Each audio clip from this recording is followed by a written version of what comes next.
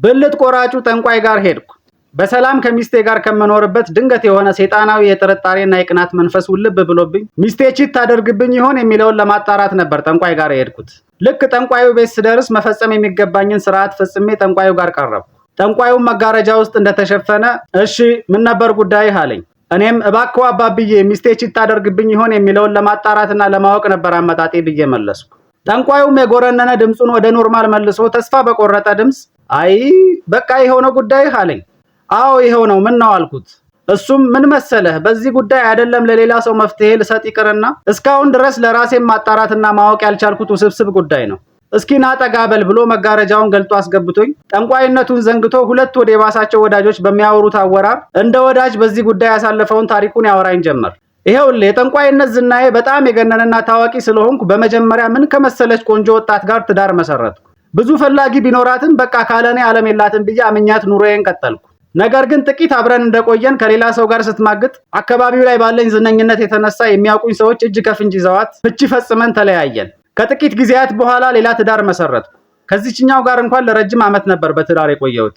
ነገር ግን አንድ ቀን የሆነ ከከተማችን ወጣ ብሎ የሚኖር ባለሀብት አንድ ጉዳይ ይዞ መፍትሄ ፍለጋ ወደ እኔ መጣ። ጉዳዩም አንዲት ባለትዳር በወሽምነት እሱ ጋር እንደምትመላለስና እሱም በጣም ስለወደዳት ጠቅልላ እሱ ጋር እንድትገባ የሚያደርግ መፍትሄ ይኖረኝ እንደሆነ ጠየቀኝ። እኔም የምሰራውን ለመስራት ፎቶዋን ይዞ እንደሆነ ጠየቅኩት። አለኝ ብሎ ፎቶዋን ሲሰጠኝ ጠላት ክው ይበል ደርቄ ቀረው። የኔው ጉር ናት። ከዚህ አካባቢ ራቅ ብሎ ስለሚኖር ሚስቴ መሆኗን አላወቀም። በሰዓቱ ስሜቴን ተቆጣጥሬ ችግር የለውም ቀላል ነው ብዬ ጠቀም ያለ ገንዘብ በመቀበል ሸኛሁት። እሷንም ወዲያው ፈታዋት።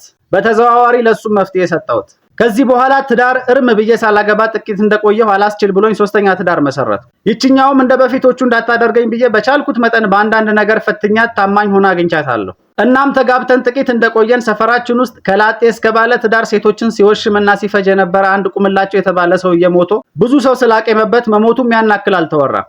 አንድ የሱም የኔም የቅርብ ወዳጅ የሆነ ሰው እባክህ ሌላ ሰው እሺ አይለኝም አንተ ገንዘው ብሎኝ ልገንዘው ሄድኩ።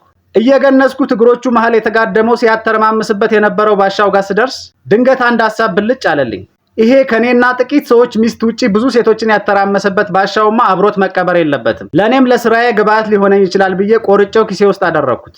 ከዛም ለአንድ ጉዳይ ገባ ብዬ ለመውጣት ወደ ቤቴ ሄድኩ። ልክ ቤት ደርሼ ልገባ ስል በራችን ላይ ያለ አንድ ድንጋይ አደናቅፎኝ ወደቅኩ። ከዛም እንደ ድንገት ቆርጬ ኪሴ ውስጥ ያስኩት የቁምላቸው ባሻ ከኪሴ ወጥቶ መሬት ላይ ወደቀ። ባለቤቴም መሬት ላይ የወደቅኩትን እኔን ሳይሆን መሬት ላይ የወደቀውን ባሻ እያየች ውይ ቁሜ ሞተ እንዴ ወይኔ ቁምላቸው እያለች ሳታስበው እየየዋን አቀለጠችው።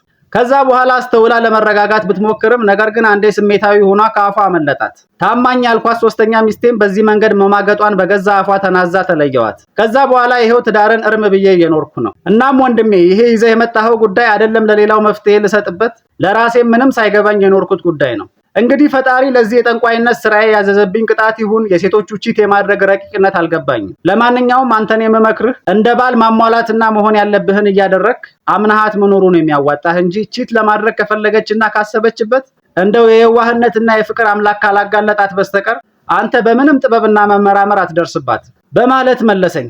ከጠንቋይ እንደዚህ አይነት ታሪክና ምላሽ ፈጽሞ ያልጠበቅኩት እኔ መንገድ ላይ እንደ እብድ አንዴ እየሳቅኩ አንዴ እየተገረምኩና ብቻዬን እያወራሁ ሳላስበው የቤታችን በር ጋር ደረስኩ። በራችን ላይ ቆሜ ልገባ ስል ቤታችን ውስጥ የሚስቴንና የሆነ ተለቅ ያለ ወንድ ሰው ድምጽ ሰማሁ። ሳላንኳኳ በሩን በርግጄ ስገባ አባቷ እንደ ድንገት በሰፈራችን ሲያልፉ በዛው ሰላም ሊሏት ቤት መጥተው ነው። በበር አከፋፈቴና በራሴ እያፈርኩ ላስደንግጣት ብዬ እኮ ነው ብዬ በማስቀየስ በውስጤ እረ የጥርጣሬና የኮሽታ መንፈስ የተመታ ይሁን ብዬ ተቀላቀልኳቸው።